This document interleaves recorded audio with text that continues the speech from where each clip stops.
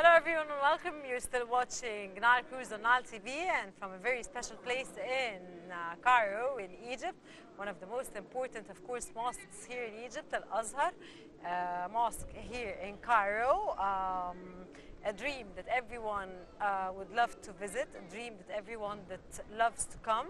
A place where, of course, exports Islam to everywhere, all around the world. And in this segment, dear viewers, Ramadan offers Muslim faithful a unique opportunity to move closer to the Creator and inspire spiritual rebirth and revival.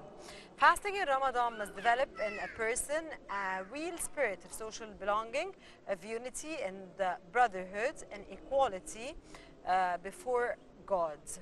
This, of course, spirit is the nature product of the fact that when people fast, they feel the hunger and hence worries and stresses of the less privileged or the less needy, in other words, and they have nots in the society.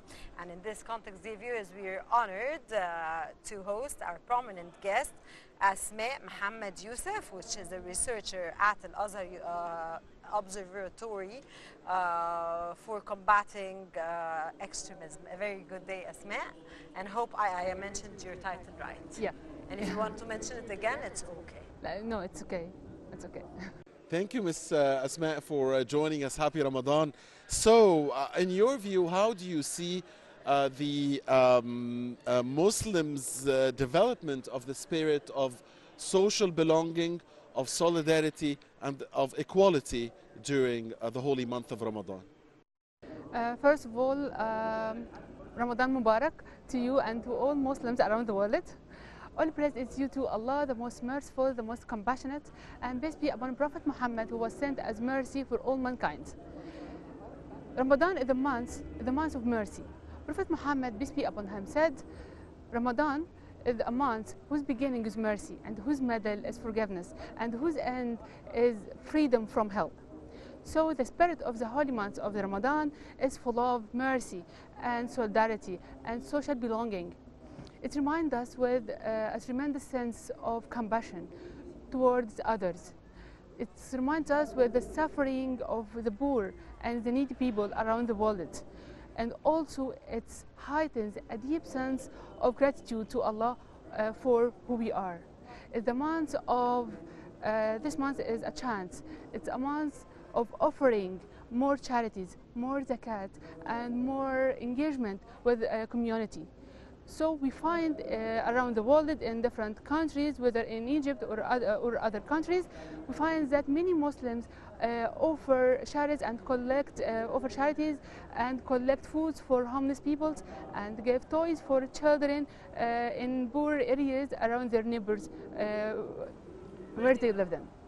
Okay, Asma, in the context, of course, as we understand you're a researcher at Al-Azhar University for Observatory for Combating Extremism. In this context, nowadays, of course, as we face so much challenges when we come to extremism, and we are fighting it, of course, increase of prices that's taking place. There are many controversies that are taking places. How do you try to help in decreasing or in helping one's spiritually when you come to talk to a person to make him feel better and make him feel closer to God spiritually, which makes him feel inside peaceful, so it makes him better? Thanks for this question. Ramadan isn't only Ramadan, or the month of Ramadan isn't only a month of fasting or abstaining from eating and drinking from dawn to sunset. No, it's more. It's a month that improves the Muslim characteristics in various aspects. In this regard, Prophet Muhammad, peace be upon him, said, the best Muslims is those who are best in characters and conduct. This month could give us a code to conduct, a code of conduct, the way we think, the way we behave, the way we're talking to one another. Exactly. Yeah, fasting, it's not only a mere abstaining from eating and drinking, as I aforementioned, or physical training to withstand hunger. Rather, it's a training to the soul, the spirit, and the ego to give up materiality, to over-empower and suppress any sinful desires in themselves, and also to give up any bad behaviors, any evils and or any selfishness. It's a chance, it's a greater chance to express our love to God. It's a chance to achieve what I can To call achieve it a good relation between you and God, making you be a better Muslim, and show taking our more Islamic hasanat, ethics. of course, and show more our Islamic ethics. Exactly. In this especially regard. in light of the stress that everyone is going through nowadays. It's a chance to achieve a spiritual, a higher spiritual status, to promote and provide Islamic ethics that promote human values, which we are in an urgent need for, like patience, like inner strength, like willpower in person, and so on. Right, and I guess people should come out of Ramadan different people, better people, stronger, I guess. In Ramadan, you exercise self-control, patience, as you mentioned, and a lot of things. So, how can Ramadan change a person to the better, in your view? Ramadan is not, as I aforementioned, it's not just abstaining from eating and drinking. It's more than that, it's beyond that. Fasting, the purposes of fasting is to train yourself, to give up materiality, to enrich your spirituality. We find that fasting purifies and clears the spirit, the mind, and the soul. We find that temporarily abstaining or from eating and drinking and totally stopping any disobedient acts could be the best natural way to remove any toxins in our soul and spirit and body. True. Okay, Asma, as of course a researcher at Al Azhar University for Observatory for Combating Extremism, what is the main role that, or the main category that you work on to achieve your job? Okay, I'm a researcher at the Azhar Observatory for Combating Extremism. Yes, that's what I said. Yeah. Exactly. Yes, Yeah. I said so. During our work, we observe and monitor all issues related to Islam and Muslims all over the world to promote Muslims' engagement in their societies, whatever they are. According to Azhar Observatory for Combating Extremism works through 13 languages. So every language work according to the area that's spoken its languages. Sorry to interrupt you. Here in Al-Azhar University, University, 13 languages. Or do you export this abroad? Sure, export this abroad through our website and through our missions abroad in different countries. We observe and monitor all issues related to Islam and Muslims according to two main points. Number one, to promote their engagement in their societies and to shed light on their achievements there, and also to we call it to analyze their any circumstances, any obstacles they may face according to because of or due to Islamophobia and so on. Yeah, we observe all this and try to know the reasons behind that and how to solve this and how to achieve a real coexistence and spread the moderate Islamic values there. Yeah, of course, during Ramadan, by tradition, by custom, by a habit, you visit your parents, you visit your brothers, sisters, other relatives, friends, neighbors, So this is part of the Ramadan spirit, usually getting together for iftar or for suhoor even. But amidst the virus, you know, the COVID-19 threat, yes, things are much better than they used to be 2 years ago and a year ago.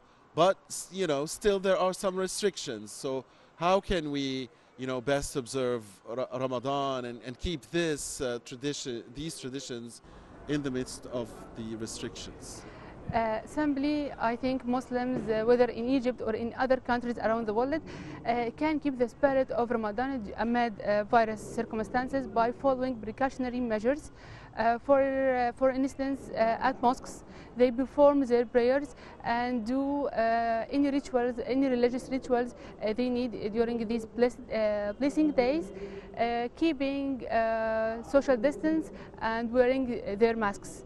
And also regarding homes, they can keep the warm spirit of the holy month of Ramadan through gathering as families or as small groups of friends, reciting the Holy Quran and try to contemplate ayahs and figuring out ethic values from these ayahs, considering it as a message of the day. It will be 30 days of gifts during the day, every day, also through sharing lovely traditional meals during these days. I think such attempts will create and improve Islamic ethics and represent and show carnival spirit during the month of Ramadan. However, these days in the pandemic. And also, I think it will improve and create a uniquely spirit of Islamic ethics that promote human rights that we are all nowadays seek. Asna, nowadays, if we come to discuss the coronavirus pandemic, we don't think it's that contagious as it used to be. I think Ramadan this year is going to be more facilitated, more open, like Muhammad said. It's not going to be the biggest obstacle that we're facing, especially that we're facing nowadays other bigger issues and obstacles. So I think the coronavirus is as winter is no more as cold as it used to be, and it will be less cold, of course, when we approach Ramadan. Summer will come, or spring will come, and it will be less. So the pandemic won't be a big threat that will be facing us this year in Ramadan as it used to for the past 2 years. Yes, you're right. So I said it's a precautionary measures. Just precautionary measures we should follow to protect ourselves and our beloved people during these days. Yeah. Yeah, and for those who choose to, you know, to stay in the atmosphere of a year ago and 2 years ago, I guess that there could be a plus there within the small family, and this is what I wanted to ask you about.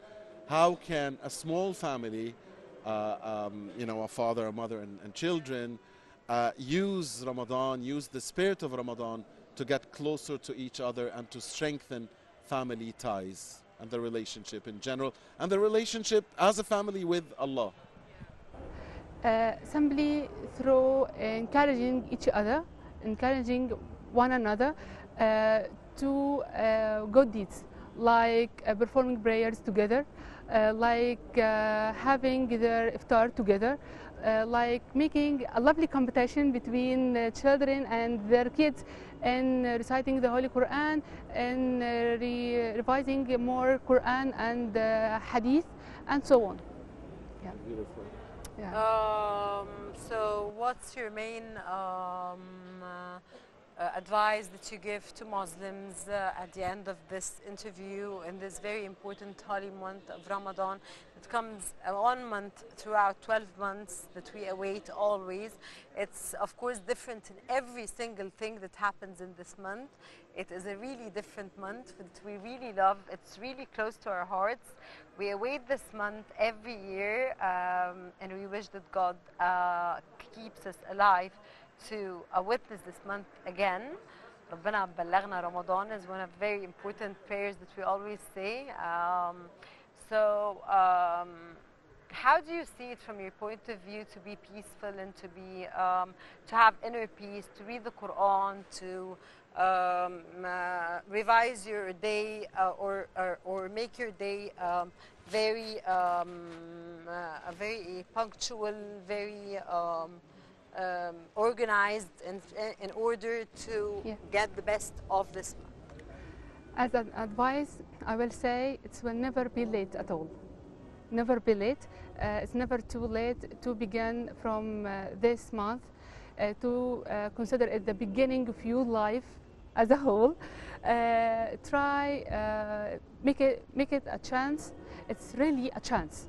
So you should gain this chance through keep closer to Allah. Try to recite Quran more. Try to give charity. Try to act kindly towards your women in your family, like a mother, like a daughter, like a sister. Try to help them, help the needy people. Try to feel the importance and the lovely sense of helping others, and to be glad and spread joy around you because of your being there. Yeah. Okay, Asma Muhammad Yusuf, a researcher at Al-Azhar and member of Al-Azhar Observatory for Combating Extremism. Thank you very much and happy Ramadan. Thank you for inviting me to this episode, and hope that Allah get us to the right path and accept our good deeds, inshallah. Ameen. Asla, thank you very much for joining us in today's Thank you. episode of Nile Cruise. Thank you for your informative knowledge, and thank you very much for being with us. Dear viewers, you're still watching Nile Cruise on Nile TV. Stay tuned, don't go away. We'll be back again from Al-Azhar Mosque here in Cairo.